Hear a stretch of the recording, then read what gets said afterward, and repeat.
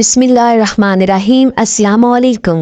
मोअज़्ज़ज़ नाज़रीन, एक बार फिर से हम अपने चैनल पर आपको खुशामदीद कहते हैं। अगर आप हमारे चैनल पर नए हैं तो बराए मेहरबानी चैनल को सब्सक्राइब कर लें। असर की नमाज के बाद मैंने पकौड़ों से भरा हुआ थाल उठाया और साथ चटनी की बाल्टी लेकर मैं बाहर मोहल्ले के ही मेन बाज़ार की तरफ आ गया। यहाँ पर एक दुकान के थड़े पर बैठकर ग्राहकों का इंतज़ार करने लगा।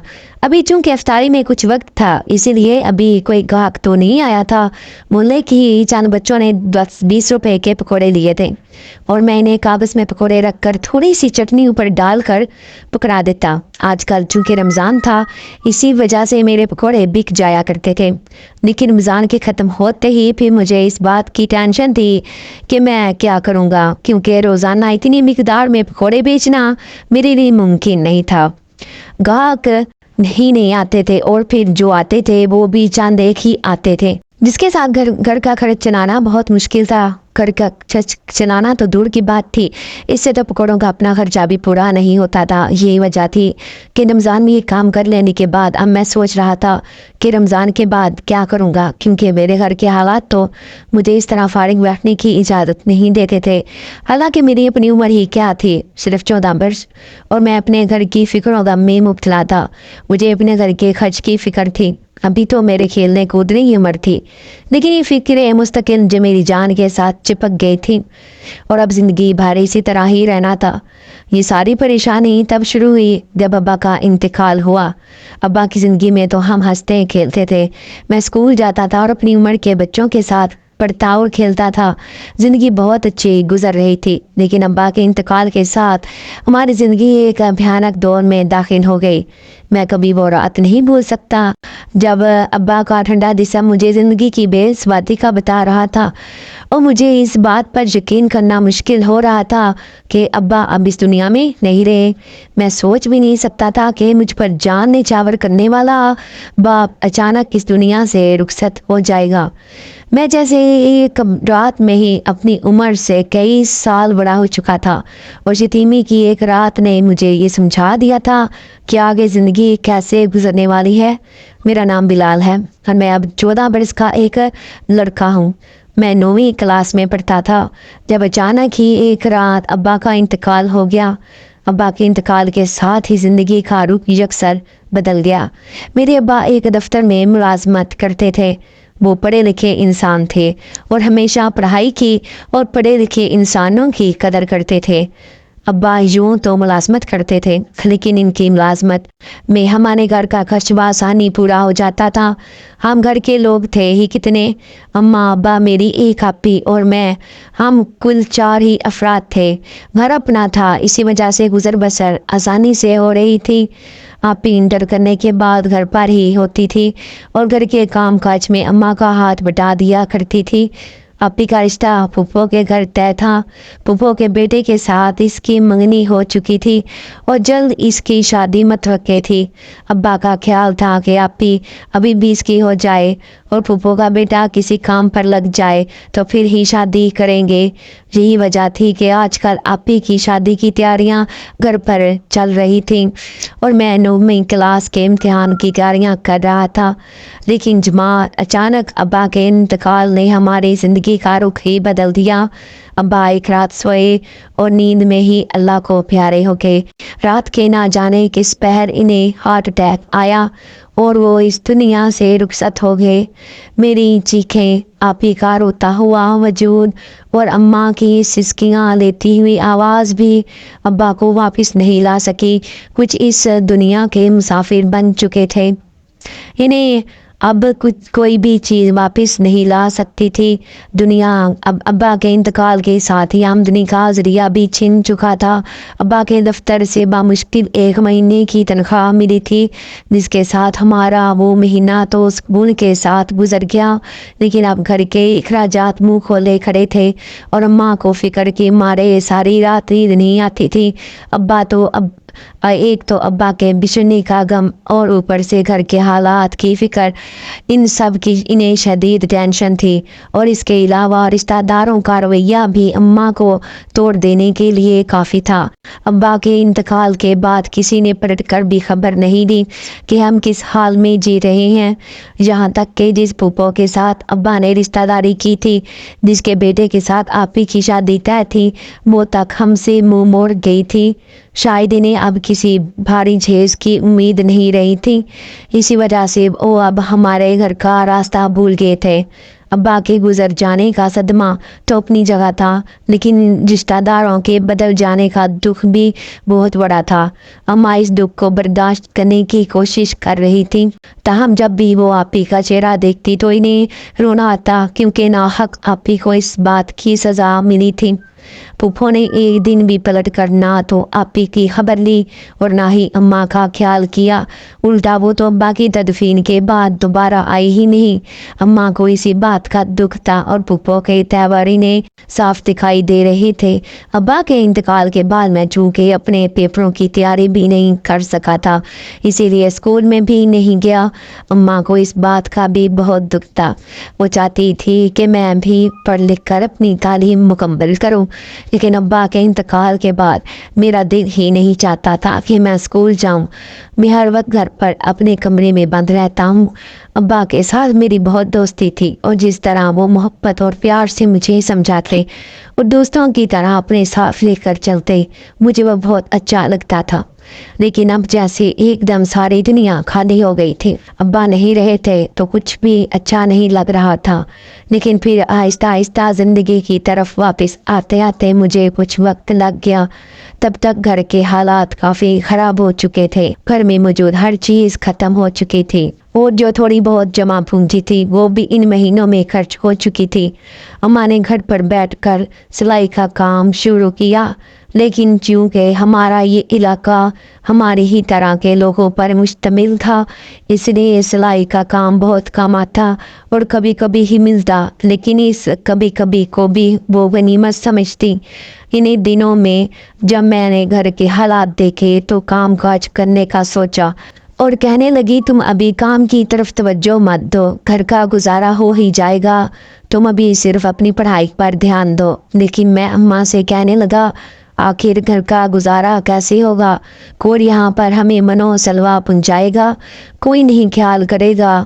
رشتہ داروں کے رویے تو آپ نے ابا کے انتقال کے بعد دیکھ ہی لیے ہیں، لیکن جو پھوپھو کر رہی ہیں تو وہ سب سے زیادہ عجیب ہے۔ انہوں نے پلٹوں پلٹ کر خبر بھی نہیں لی، اور اب تو لگتا ہے وہ اس رشتے پر بھی راضی نہیں ہوں گی۔ میں نے اماں سے صاف صاف کہہ دیا۔ اماں مجھے دیکھتی رہ گئی اور پھر کہنے لگی تم کتنی بڑی بڑی باتیں کرنے لگے ہو۔ تو میں سمجھداری سے بولا ابا کے انتقال کے بعد مجھے دنیا کی حقیقت سمجھ میں آئی ہے، اور اب میں جان گیا ہوں کہ یہ لوگ صرف ابا کی زندگی تک ہمارے ساتھ کسی نہ کسی مفاد کے لیے جڑے ہوئے تھے۔ اب جب وہ مفاد پورا ہوتا نظر نہیں آ رہا تو وہ سب کے سب ہم سے دور ہو گئے ہیں۔ میں نے اماں کو صاف صاف کہہ دیا تو وہ خاموش ہو گئی اور کہنے لگی مجھے خود تیری پھوپھو کے رویے نے توڑ ڈالا۔ اس نے ایک بار بھی خیال نہیں کیا کہ اس کی بھتیجی ہے، وہ پرانے رشتے کو بھی ختم کر گئی اور دوبارہ پلٹ کر ہماری خبر نہیں لی۔ پھر بھی میں ایک بار اس سے پوچھوں گی ضرور، اور بات کر کے دیکھوں گی آخر اسے کیا مسئلہ ہے۔ اماں کی بات پر میں نے فوراً انہیں منع کر دیا اور کہا کہ آپ بالکل پھوپھو سے بات نہیں کریں گی، آپ ہی کوئی گری پڑی نہیں ہے، انہیں کوئی نہ کوئی اچھا رشتہ مل جائے گا، بس آپ دعا کریں کہ اللہ تعالیٰ کوئی نہ کوئی وسیلہ بنا دے۔ میں نے یہ جب کہا تھا اماں نے ایک دم اٹھ کر میرا ماتھا چوم لیا اور کہنے لگی مجھے یقین نہیں آ رہا کہ میرا بیٹا اتنا بڑا ہو گیا ہے۔ अम्मा ने मुझे अपने साथ लगा लिया और मैं सोचने लगा कि आखिर अब काम क्या किया जाए। हमारे इलाके में मौजूद एक वर्कशॉप के पास किसी लड़के की ज़रूरत थी, तो मैं वहाँ चला गया। मुझे काम तो नहीं आता था, लेकिन फिर भी मैंने किस्मत आजमाने का सोचा था। उन्होंने मुझे 1 हफ्ते के लिए रख लिया और कहने लगे, अगर इस दौरान तुम्हारे काम करने की स्पीड अच्छी हुई तो फिर हम तुम्हें यहाँ पर रख लेंगे और 3 महीने के बाद तनख्वाह देनी शुरू करेंगे। मैंने हामी भर ली और इनके पास काम सीखने लगा। लेकिन मैं जब शाम को घर आ जाता तो अम्मा और आप ही मुझे इस हाल में देख कर रोने लगती। मेरे कपड़ों के ऊपर ग्रीस और ऑयल के दाग लगे होते, मेरे हाथ और पैर गंदे और काले होते। और फिर एक दिन अम्मा रोते हुए मुझे कहने लगी कि अब तुम ये काम नहीं करोगे, अभी तो उन्होंने तुम्हें तनख्वाह भी नहीं देनी और इतने अरसे तक तुम वहाँ पर ख्वार होते रहोगे। छोड़ दो इस नौकरी को, अल्लाह बेहतर सबब लगा देगा। अम्मा की बात पर मैं इन्हें खामोशी से देखता रह गया। सच बात तो ये थी कि मुझे खुद भी अभी इस काम की समझ नहीं आ रही थी, इसलिए मैंने वर्कशॉप पर जाना छोड़ दिया। लेकिन अब यूं हाथ पर हाथ रख कर तो नहीं बैठ सकता था, कोई ना कोई काम करना ही था। मैं काफ़ी दिन काम ढूंढता रहा, लेकिन मुझे कोई भी नौकरी नहीं मिली। तो फिर एक दिन यूं ही बैठे बैठे मेरे दिल में ख्याल आया और मैंने इस ख्याल को अमली जामा पहनाने का सोच लिया। अपने इस ख्याल में आपी को भी शामिल किया, क्योंकि आपी के बगैर ये काम करना नामुमकिन था। आपी ने अपने तामुल की यकीन दहानी कराई और जो मैं एक शाम के वक्त पकौड़े बनाकर बाजार में ले आता और सब्ज़ चटनी के साथ फ़रोख्त करने लगा। पहले तो कुछ बचत नहीं होती थी, बमुश्किल ही पकौड़े बिकते थे, लेकिन फिर आहिस्ता आहिस्ता चंद पैसों की बचत होने लगी और इतने दिनों में ही रमज़ान शुरू हो गया। रमज़ान में तो असर के बाद मैं जितने पकौड़े लेकर जाता था, इसमें से काफ़ी बिक जाते थे, लेकिन फिर भी इसके साथ घर का खर्च चलाना बहुत मुश्किल था, क्योंकि अगले दिन के लिए मुझे पकौड़े बनाने के लिए भी सामान चाहिए होता था। मैं इसे भी खरीदना पड़ता। बचत बहुत कम हो रही थी, लेकिन फिर भी शुक्र है कि कुछ पैसे बच जाते थे। ताहम मैं अभी तक बहुत मायूस था और इन हालात को बदलने के लिए बहुत ज़्यादा पुरुमीद था। एक दिन इसी तरह मैं अफ्तारी से ज़रा पहले जब अपना थाल उठाकर घर वापस आने लगा तो अभी मेरे थाल में काफ़ी पकौड़े पड़े हुए थे और मैं आज बहुत ज़्यादा मायूस था, क्योंकि आज मुझे बहुत कम बचत हुई थी। मैं जैसे ही थाल उठाकर घर की तरफ जाने लगा तो रास्ते में मुझे एक लड़की ने रोक लिया और उसने पूछा कि पकौड़े हैं। मैंने हाँ में सर हिलाया और फौरन थाल एक जगह पर रख कर इसे पूछा, जी कितने पकौड़े चाहिए? उसने कहा कि सारे ही शापर में डाल दो। मैं इसका चेहरा देखने लगा, क्योंकि वो कम से कम भी 500 के पकौड़े थे। मैंने इसे सारे ही शापर में डाल दिए और पकौड़े डालकर शापर इसके हाथ में पकड़ाया।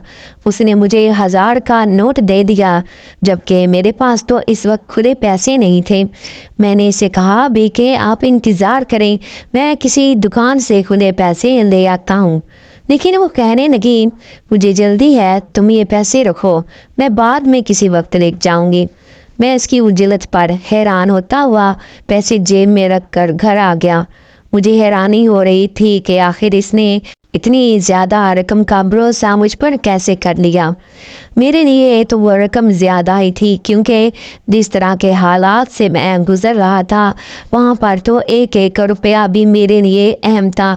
ताहम मैं घर आ गया और इस लड़की के पैसे अलग करके रख दिए, बाकी पैसे अम्मा को दिए। अगले दिन मैंने इस लड़की के पैसे अपनी जेब में रख लिए और इसी तरह अपनी मखसूस जगह पर आकर बैठ गया।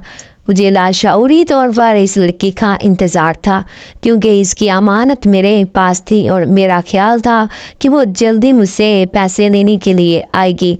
लेकिन इस रोज़ वो तो नहीं आई। मेरे पकोड़े सारे बिक गए और जब मैं घर वापस आने लगा तो बहुत खुश था। इस लड़की के पैसे अभी तक मेरी जेब में ही पड़े थे।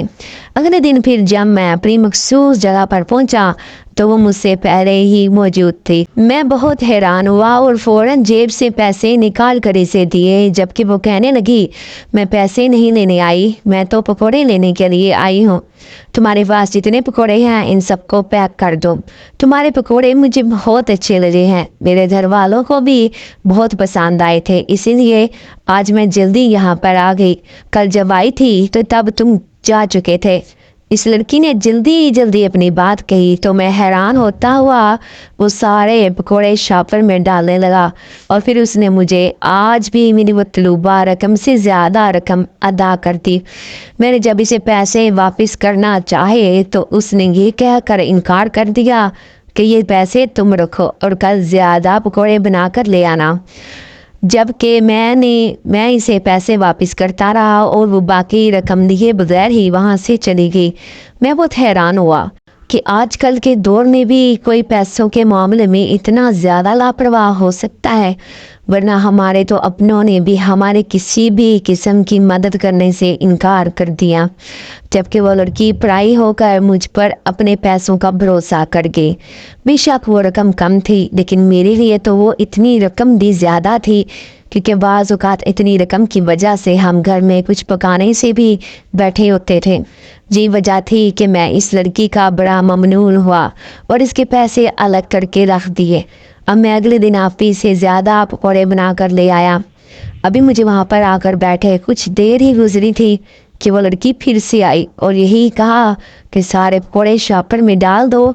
मैं बहुत हैरान हुआ और कहा, सारे पकौड़े? तो वो कहने लगी, हाँ ना, सारे पकौड़े डाल दो। और कितने पैसे हुए? मैंने इसे रकम बताई और साथ ही से कहा कि आपके कल के भी कुछ पैसे मेरे पास बाकी पड़े हुए हैं, वो काट कर बाकी रकम दे दो। जबकि वो कहने लगी, नहीं, वो रकम तुम्हारी है और तुम अपने पास रखो, इसका कोई हिसाब नहीं, बाकी मुझे इनका बताओ। मैंने इससे बहुत इसरार किया और रकम वापस लेने का कहा, लेकिन वो नहीं मानी और वो रकम वापस नहीं दी। मैंने इससे पकौड़ों के पैसे दिए और कुछ देर के बाद ही घर वापस आ गया। अम्मी और आपी ने मुझे यूँ वापस आता देखा तो बहुत हैरान हुई। अब पूछने लगी, आखिर क्या बात है, आज तुम इतनी जल्दी आ गए और पकौड़े कहाँ गए? मैंने इन्हें सारा माजरा सुनाया तो अम्मा बहुत हैरानी से कहने लगी, आखिर इतनी हमदर्द और मेहरबान लड़की कौन है जो तुम्हारे साथ इतना तामुन कर रही है और रोज़ाना के बुनियाद पर तुमसे पकौड़े लेकर चली जाती है।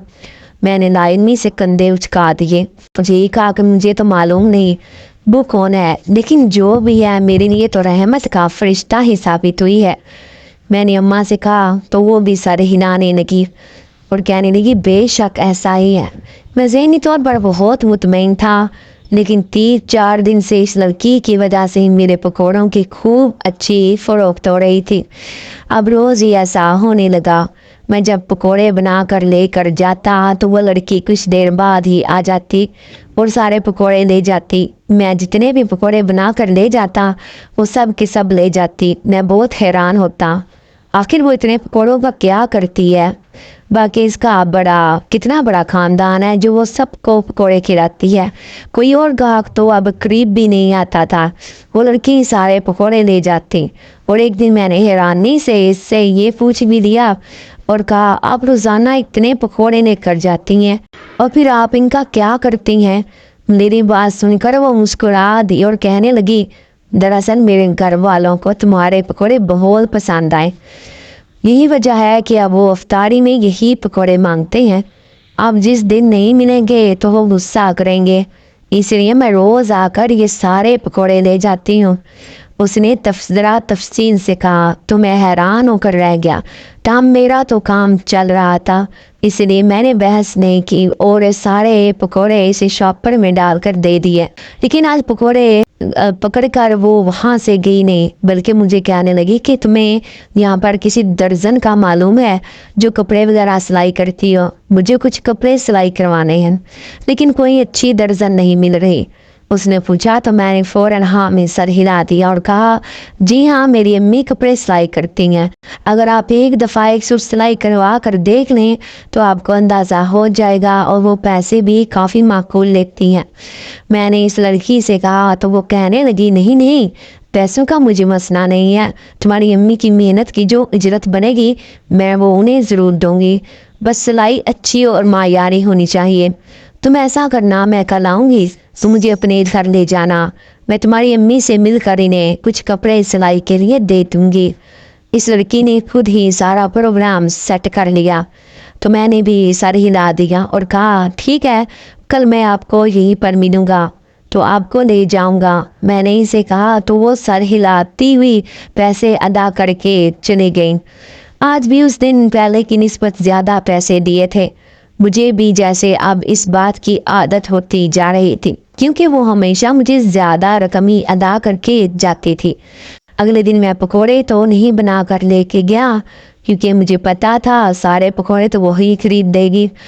इसलिए मैंने आप ही से घर पर पकोड़े बनाने को कहा और खाली हाथ ही बाजार चला आया और इस लड़की का इंतज़ार करने लगा। कुछ देर बाद ही वो आ गई और जब मुझे खाली हाथ वहाँ बैठे देखा तो पूछने लगी, क्या हुआ, तुम आज पकोड़े नहीं लेके आए? तो मैंने नफ़ी में सर हिला दिया और कहा, आज आपने घर जाना है ना, इसलिए सोचा घर से ही गरम गरम पैक कर दूंगा। आइए मैं आपको घर लेके चलता हूँ। मैंने इस लड़की को अपने साथ लिया और घर आ गया। रास्ते में वो मुझसे इधर उधर की बातें करती रही और मैं इसे मुख्तसर जवाब देता रहा। मैं जैसे ही घर पहुंचा, अम्मा और आपी से इस लड़की का तारुफ करवाया। इस लड़की ने अपना नाम अफशाम बताया था। आपी भी इसे बड़ी खुशदिली से मिली और वो भी आपी के साथ बहुत मोहब्बत और प्यार से मिली।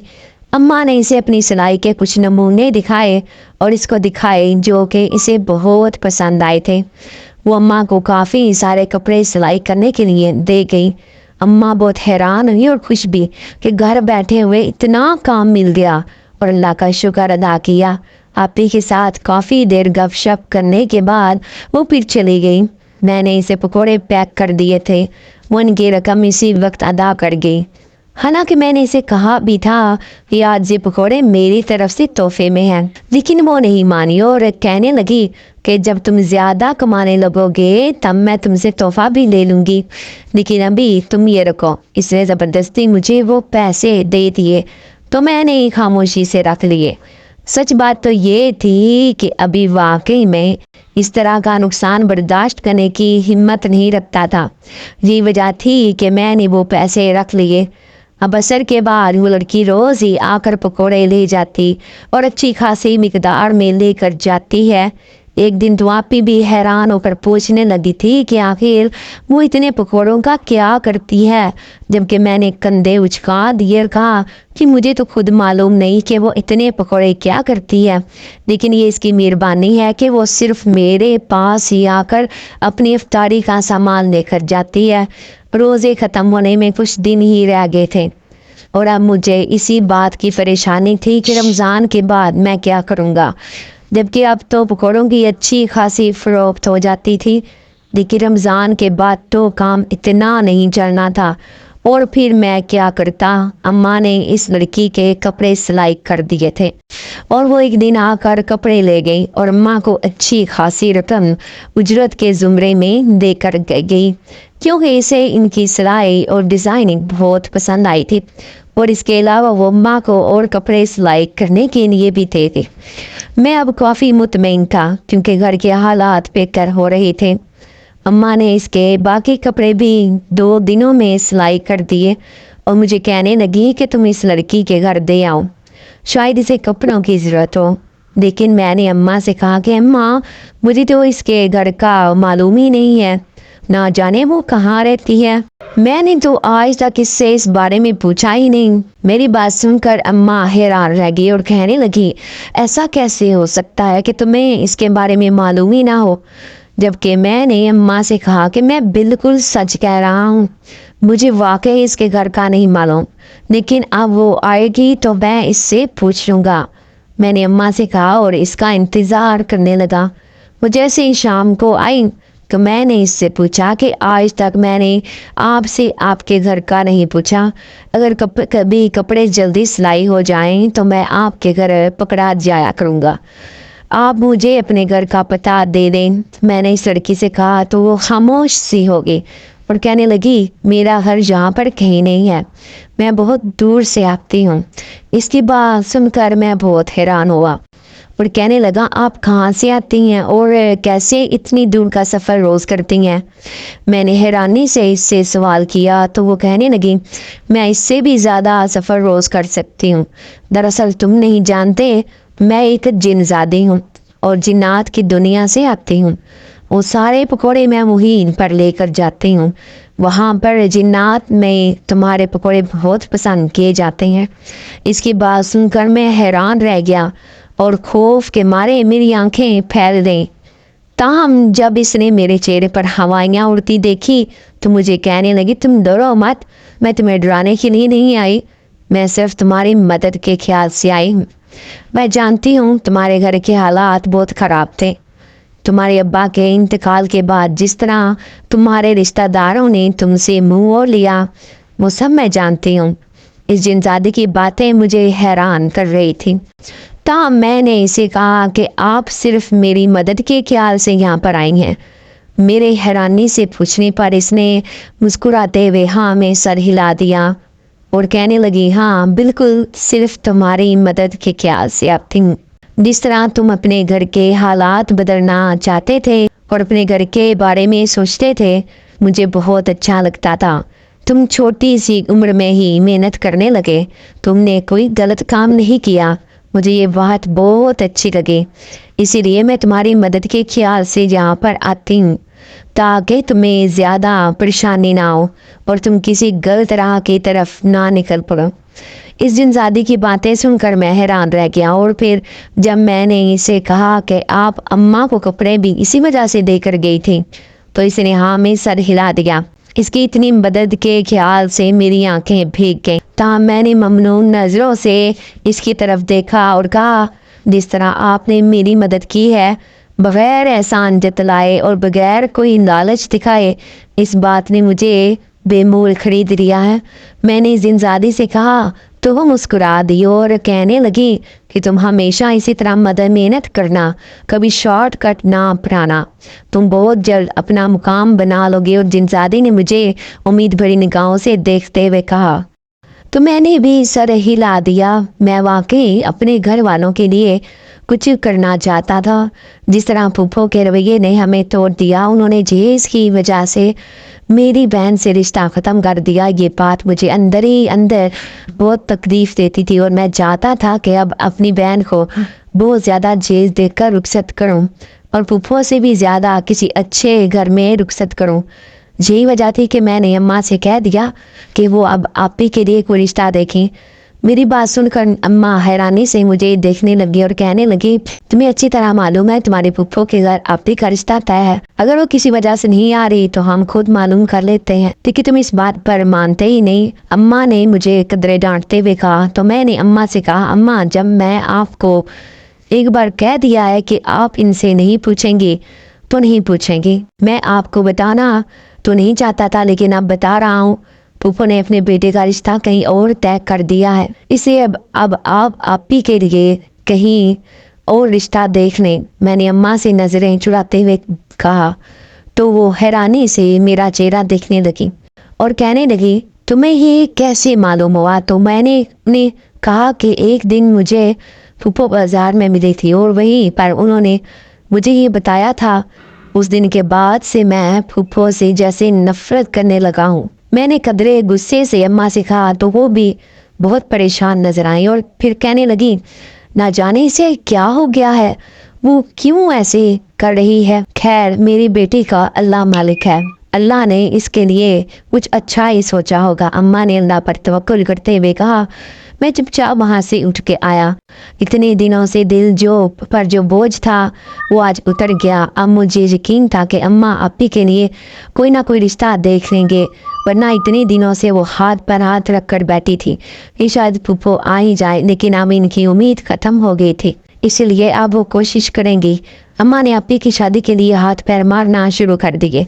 اسی دوران رمضان بھی ختم ہو گیا، لیکن رمضان کے بعد اب مجھے کام کی ٹینشن تھی اور آج عید کا دن تھا اور میں عید کے دن بھی اسی پریشانی میں بیٹھا تھا کہ اچانک وہ جنزادی چلی آئی۔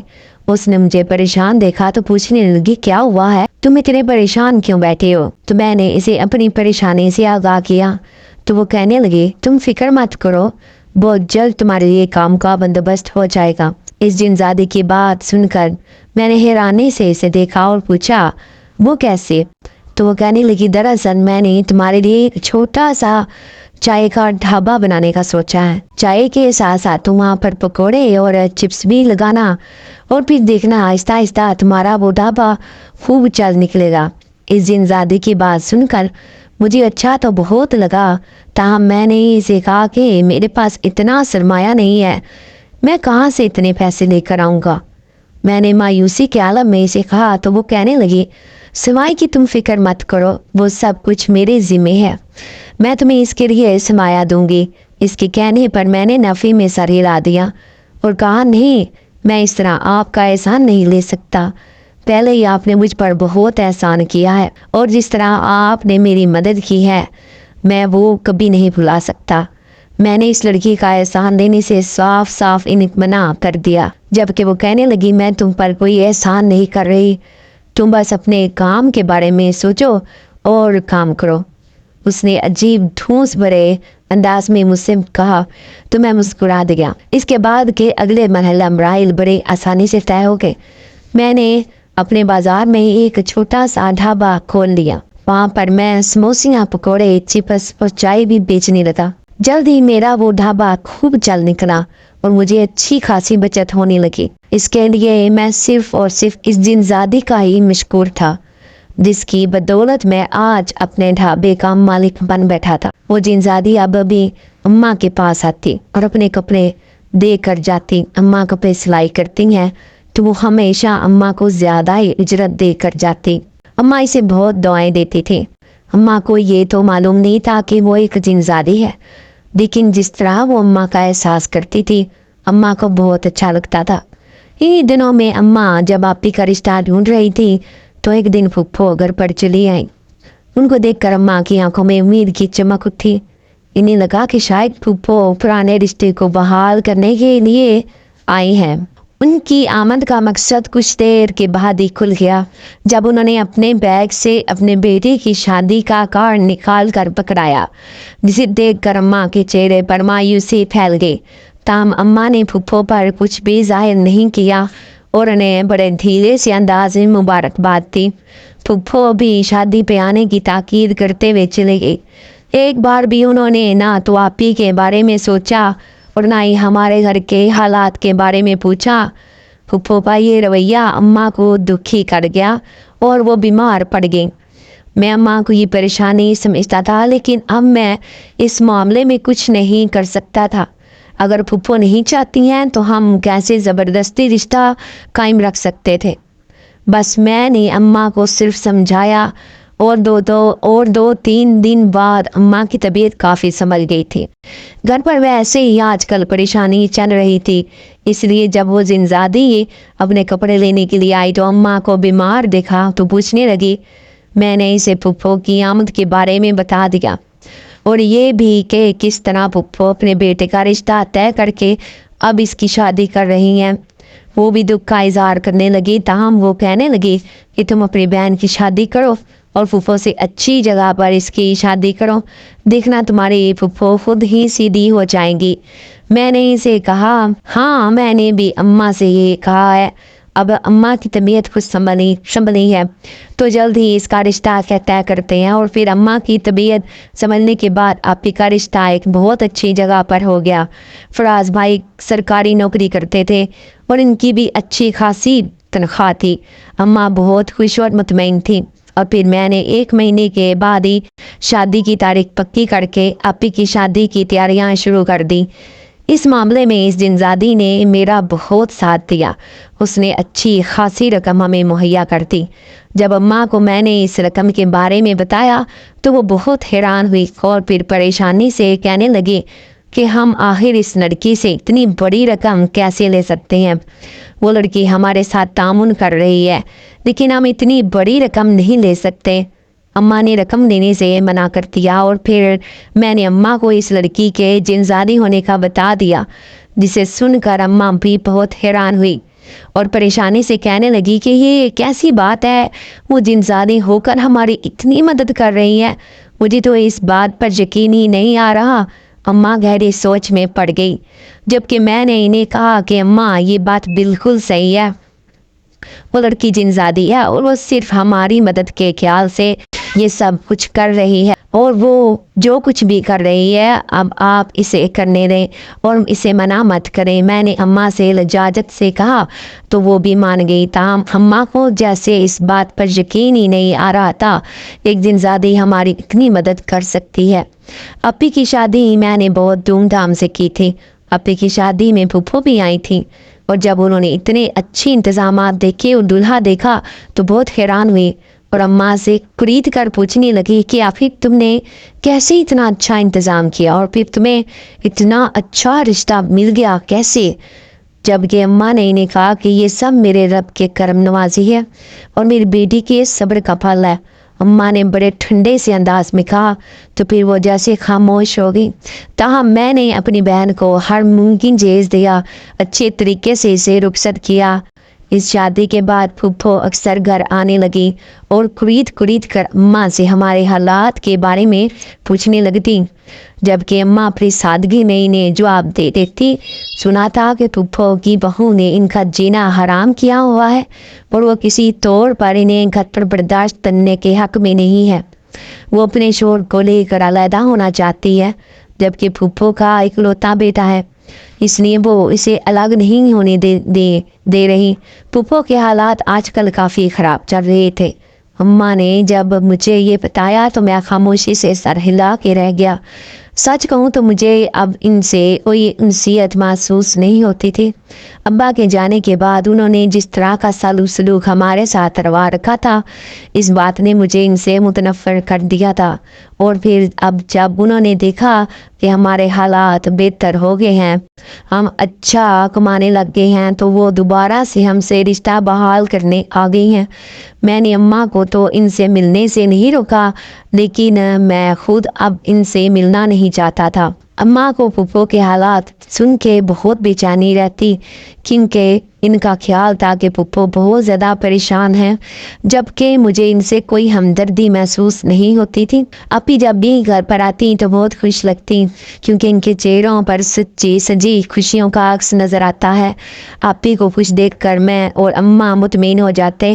میرا اپنا چائے کا ڈبہ کافی چلنے لگا تھا، اور میں سوچ رہا تھا کہ اپنے ساتھ ایک لڑکا رکھ لوں۔ اب اکیلے مجھ سے اتنا کام نہیں ہوتا تھا، اس لیے آج کل میں ایک نئے لڑکے کی تلاش میں تھا، اور اپنے محلے میں ہی مجھے اپنی ہی طرح کا ایک لڑکا مل گیا۔ وہ بھی میری طرح ہی حالات کی ستم ظریفی کا شکار تھا اور آج کل کوئی نوکری دیکھ رہا تھا۔ میں نے اسے اپنے پاس نوکری دے دی اور اس کا خیال کرنے لگا۔ اس جنزادی کو یہ بات معلوم ہوئی تو وہ بہت خوش ہوئی اور کہنے لگی کہ اب اس لڑکے کا ساتھ مت چھوڑنا، اپنی طرح اب اسے بھی اسی طرح چائے کا ڈھابہ بنا کر دینا۔ اور اس کے بعد پہ میں نے سر ہلا دیا۔ سچ کہوں تو میرا خیال بھی یہی تھا کہ 1 سال اسے نوکری کرنے کے بعد اسے اسی طرح کا ڈھابہ بنا کر دوں گا، تاکہ وہ اپنا کام خود کرنے کے قابل ہو سکے۔ اور میں اب سوچ دیا تھا کہ میں اسی طرح کے کچھ ڈھابے بنا کر اپنی طرح کے ہی کچھ لڑکوں کو دے دوں گا اور ان سے روزانہ کی بنیاد پر کچھ پیسے کرائے کی مد میں دے دیا کروں گا، تاکہ انہیں کام کرنے کی عادت پڑے اور وہ اپنے ہاتھوں سے کما کر اپنے گھر والوں کو کھلا سکیں۔ جب میں نے اپنی سوچ کا اظہار اس جنزادی سے کیا تو حیرانی سے مجھے دیکھتی رہ گئی اور کہنے لگی، میں سوچ بھی نہیں سکتی تھی کہ تم اتنی اچھی سوچ کے مالک نکلو گے، یہ تو بہت اچھی بات ہے، تمہیں ایسا ضرور کرنا چاہیے۔ اس جنزادی نے بھی میری بہت ہمت بڑھائی، سو میں نے بھی کہا انشاءاللہ میں ضرور کروں گا، 1-2 سالوں تک میں اس میں کافی تبدیلیاں لے کر آؤں گا۔ میں چونکہ ابھی 18 سال کا ہو گیا تھا، لیکن اپنی سوچ کی پختگی اور ارادے کی وجہ سے میں اپنی عمر سے بڑا ہی لگتا تھا۔ پھپھو کو آنا جانا بہت بڑھ گیا تھا اور وہ آج کل بہت پریشان تھی، کیونکہ ان کے بیٹے نے کہہ دیا تھا کہ وہ الگ ہو رہی ہیں، جبکہ پھپھو اماں کو کہہ رہی تھی کہ وہ انہیں سمجھائے تاکہ وہ یہاں سے کہیں نہ جائے، جبکہ اماں کا خیال تھا کہ یہ آپ کا گھر کا نجی معاملہ ہے، مجھے اس معاملے میں دخل اندازی کا کوئی حق نہیں ہے۔ پھپھو کی پریشانی کی وجہ سے میں نے ایک دن اماں سے کہہ دیا کہ اگر آپ کو مناسب لگے تو پھپھو کا اپنے پاس یہاں پر لے آئیں، مجھے ان کے آنے سے کوئی مسئلہ نہیں ہے۔ اماں کے دل کو یہ بات لگی اور وہ ایک دن پھپھو کے گھر چلی گئی، لیکن وہاں پر ایک نیا ہی تماشا منتظر تھا۔ پھپھو کی بہو بہت اونچا اونچا بول رہی تھی اور لڑائی جھگڑا کر رہی تھی۔ اماں نے اسے بہت سمجھایا لیکن وہ نہیں سمجھی۔ پھپھو جو کبھی بہت زیادہ دڑکے والی تھی، اپنی بہو کے سامنے ایک طرف بیٹھی خاموشی سے آنسو بہا رہی تھی۔ اماں نے پھپھو کی یہ حالت دیکھی تو ان کا دل کانپ اٹھا۔ جی پھپھو ان کے گھر میں کتنی شان و شوکت سے رہتی تھی اور اب آج جہاں پر اس حالت میں بیٹھے ہوئے تھی۔ اماں نے پھپھو کو اپنے ساتھ چلنے کے لیے کہا تو وہ حیرانی سے دیکھنے لگی۔ ان کی آنکھوں میں آنسو آ گئے، لیکن اماں نے انہیں کہا کہ آپ اب سے میرے ساتھ گھر پر ہی رہیں گی۔ پھپھو اس بات پر بہت حیران ہوئی اور وہ رونے لگی۔ روتے روتے انہوں نے اماں سے معافی مانگی اور کہا کہ یہ سب میرے ساتھ اسی وجہ سے ہو رہا ہے جو سلوک میں نے آپ کے ساتھ کیا تھا۔ اللہ نے مجھے اس بات کی سزا دی ہے۔ پھپھو نے روتے ہوئے اماں سے معافی مانگی۔ اماں نے کھلے دل سے انہیں معاف کر دیا اور کہا مجھے آپ سے کوئی گلا شکوہ نہیں ہے، آپ پہلے بھی ہمارے لیے محترم ہیں اور اب بھی ہیں۔ آپ گھر چلیں اور اب سے میرے ساتھ وہیں پر رہنا۔ اماں نے پھپھو کا مختصر سامان لیا اور انہیں گھر لے آئیں۔ اماں کی زبانی مجھے پھپھو کے بارے میں سب کچھ معلوم ہو چکا تھا، تاہم میں نے اب اپنے آپ پر کو بہت مصروف کر لیا تھا۔ میں اب ان چیزوں سے بہت آگے نکل آیا تھا۔ اس جن زادی کی وجہ سے میرے کام میں بہت برکت پڑ چکی تھی اور ٹھیک 1 سال کے بعد میں نے ایک ڈھابہ بنا کر اس لڑکے کو دے دیا اور اس سے روزانہ کی مد میں کچھ رقم دینے لگا۔ اسی طرح میں نے اپنے پاس ایک نیا لڑکا رکھ لیا، وہ بھی اسی لڑکے کی طرح ہی حالات کی سختی کا شکار تھا۔ جو میرا کاروبار کامیاب سے کامیاب ہوتا گیا۔ اس جن زادی نے جب مجھے اس طرح ترقی کرتے دیکھا تو وہ بہت خوش ہوئی اور پھر ایک دن وہ آئی تو بہت اداس دکھی، کہنے لگی اب میں ہمیشہ کے لیے واپس جا رہی ہوں، میری شادی ہو رہی ہے اور نہ جانے مجھے اب دوبارہ یہاں پر آنے کا موقع ملے یا نہ ملے۔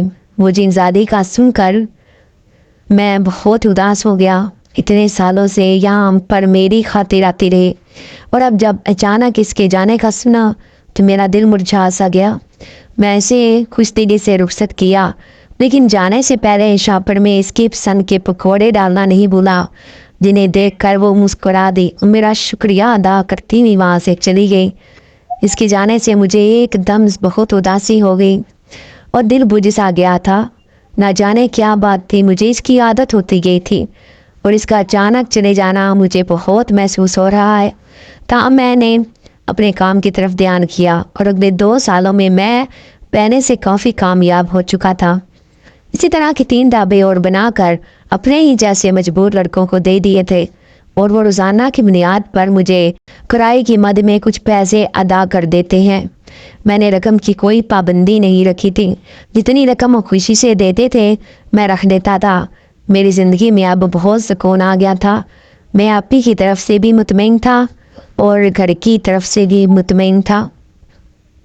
کام کاج کی طرف بھی اچھی خاصی برکت پڑ گئی تھی اور اب اماں میری شادی کے پیچھے پڑ چکی تھی کیونکہ انہیں گھر کی تنہائی کاٹنے لگی تھی اور ان کا خیال تھا کہ اب تمہاری شادی ہو جانی چاہیے تاکہ تم بھی اپنے گھر والے ہو سکو اور اپنی ذمہ داریوں کو اچھی طرح سے سمجھ سکو۔ میں نے اماں کی خوشی کے آگے سر چکا دیا اور آج میری شادی ہو رہی ہے۔ میں دلہا بنا آئینے میں کھڑا خود کو دیکھ رہا تھا کہ اچانک مجھے اپنے پیچھے کسی کی موجودگی کا احساس ہوا تو میں نے پلٹ کر دیکھا اور یہ دیکھ کر میں حیران رہ گیا کہ وہاں پر وہی جن زادی کھڑی تھی۔ اسے دیکھ کر میں بہت خوش ہوا۔ اس کا یوں اچانک چلے جانا میرے لیے کسی بڑی نعمت سے کم نہیں تھا اور میں نے اپنی خوشی کا اظہار اس کے سامنے برملا کر بھی کر دیا تو وہ کہنے لگی مجھے معلوم ہوا کہ تمہاری شادی ہو رہی ہے، اسی لیے میں یہاں پر چلی آئی اور تمہارے لیے کچھ تحفہ لے کر آئی ہوں۔ اس کے ہاتھ میں ایک چھوٹی سی ٹبیا پکڑی ہوئی تھی، جبکہ میں نے اس تحفے کو نظر انداز کرتے ہوئے اسے کہا کہ تمہارا آنا ہی میرے لیے سب سے بڑا تحفہ ہے۔ تم یہاں پر آ گئی ہو، مجھے بہت زیادہ خوشی ہو رہی ہے کہ میں الفاظ میں بیان نہیں کر سکتا۔ میں نے زنزادی سے کہا تو وہ دھیمے لہجے سے مسکرا دی اور کہنے لگی مجھے تو آنا ہی تھا، اور یہ لو اپنا تحفہ، یہ تمہارے لیے نہیں تمہاری بیوی کے لیے ہے، محبت سے اسے دے دینا۔ اس نے وہ ڈبیا میری طرف بڑھا دی اور مجھے خوش رہنے کی دعائیں دیتی ہوئی وہاں سے چلے گئی۔ اس کے آنے سے مجھے وہی حد خوشی ملی تھی اور میرے دل میں ایک اطمینان سا ہو گیا تھا کہ وہ اب جہاں کہیں بھی ہوگی میری طرف دیکھتی ہوگی اور مجھے پھر کسی دن اچانک یوں ہی ملنے کے لیے آ جائے گی۔ ہاں تو ڈیئر ویورز، آپ کو آج کی کہانی کیسی لگی؟ امید ہے بہت پسند آئی ہوگی، اس لیے ویڈیو کو لائک کر دو اور جانے سے پہلے چینل کو ضرور سبسکرائب کرنا تاکہ میری ہر آنے والی ویڈیو آپ تک لازمی سے پہنچ سکے۔ تو اپنی دعا میں یاد رکھیے گا، اپنا بہت سا خیال رکھیے گا۔ اوکے، اللہ حافظ، اور سبسکرائب کر کے جانا ہے۔ اللہ حافظ۔